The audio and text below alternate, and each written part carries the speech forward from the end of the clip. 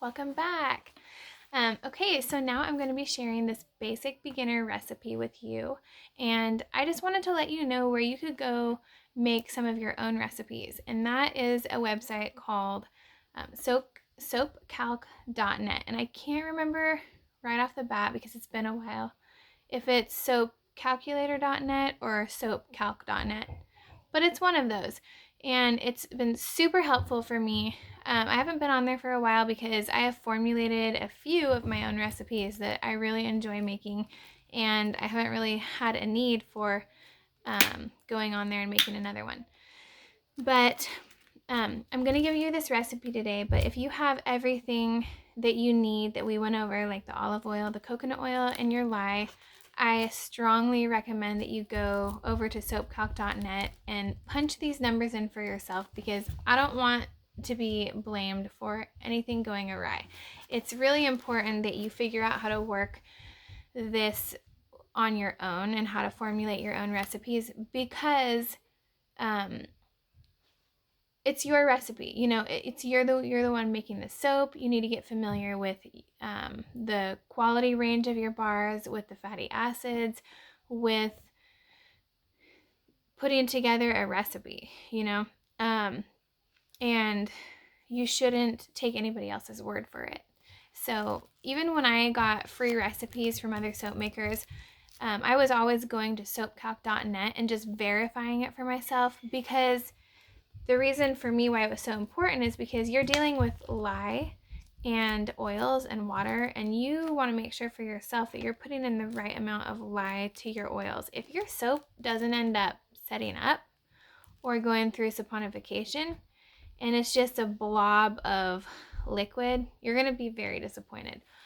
Or if your soap has way too much lye and the bar ends up being super crumbly and falling apart, you're going to be very disappointed. So this website is where you can figure out for yourself if you have the right numbers put in.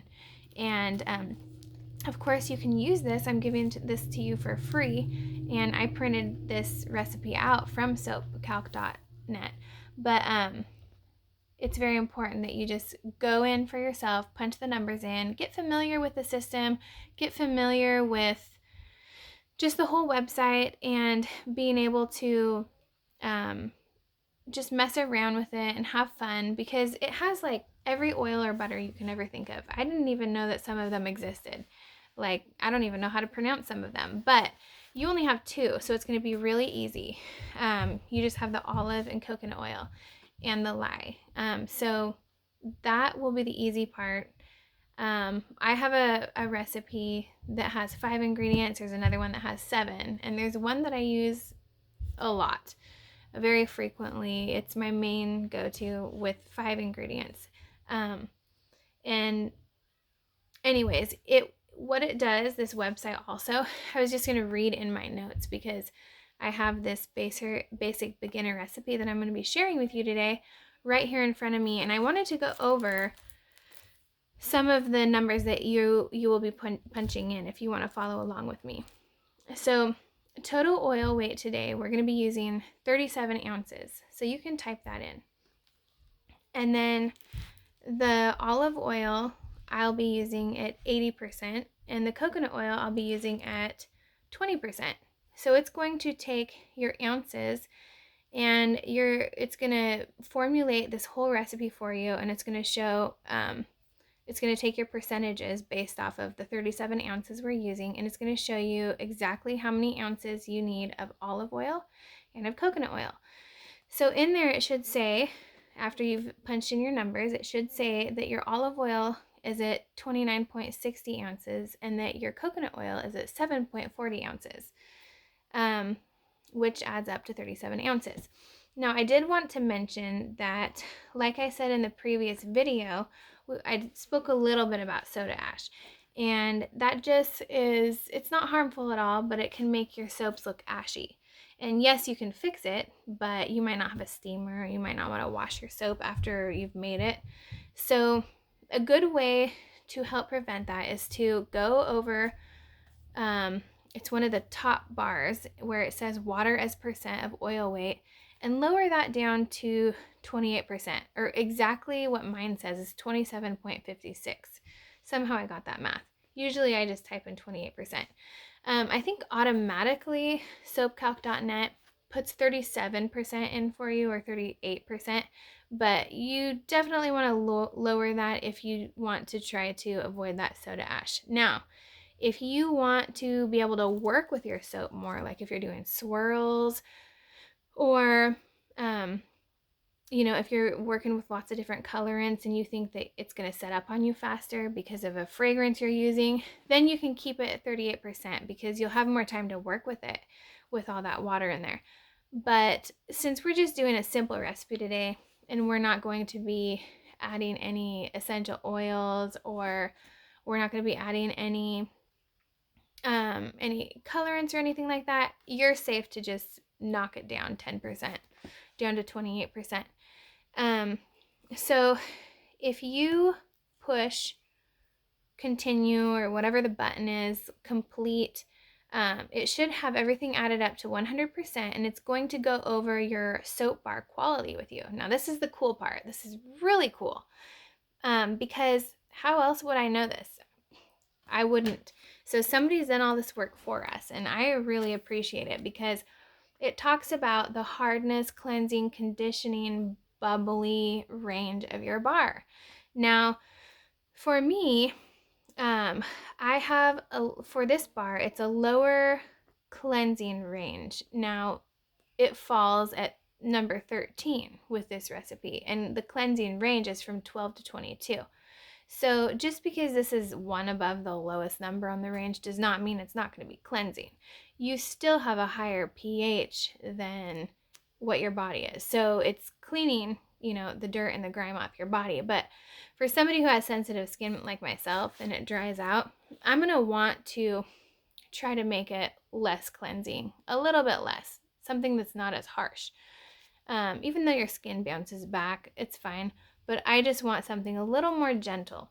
So that is why I've knocked it down to 13. Now, if you raised your coconut oil, you should see that your cleansing number will get higher. So like if you put in, 30% coconut oil, or 40 or something like that, you'll see that it will get higher and harder.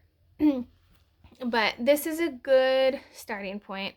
I made a couple of my very first batches I ever made was made off of this recipe, and it was black raspberry vanilla, and I think it was bourbon, cypress, and tobacco, and and also lavender cedarwood essential oil.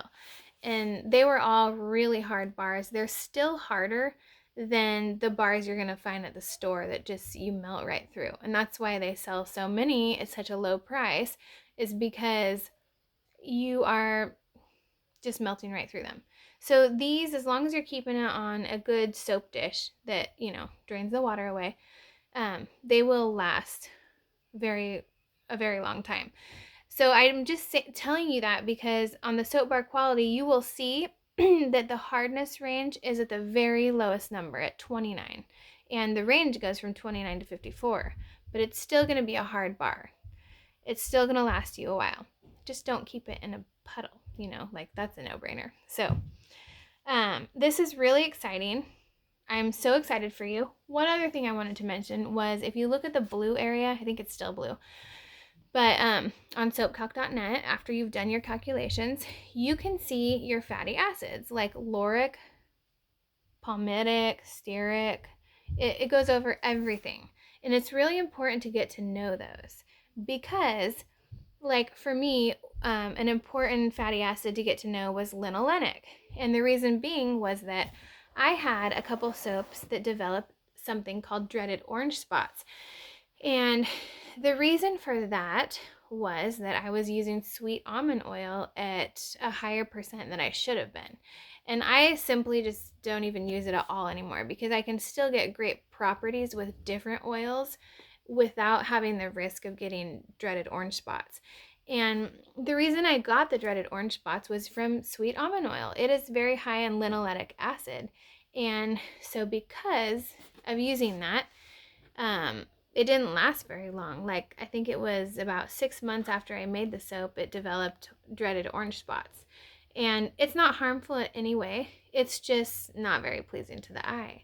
It's just not a gift that you want to give to somebody. And if you're going through the time and the trouble and the whole process of making this and waiting 6 weeks, you really don't want to be dealing with that. So you can see on your little section over by the fatty acids that the linolenic is marked as 1. So that is good because that means it's low in linoleic acid. And so I know to look out for that now. So that's just one example of why you want to know your fatty acids property. Okay, so that being said, go ahead and get your olive oil, coconut oil, your lye, get it ready, get gloved up, masked up, put your eyewear on, and get ready to get started. I am so excited to do this with you, and I hope you are too.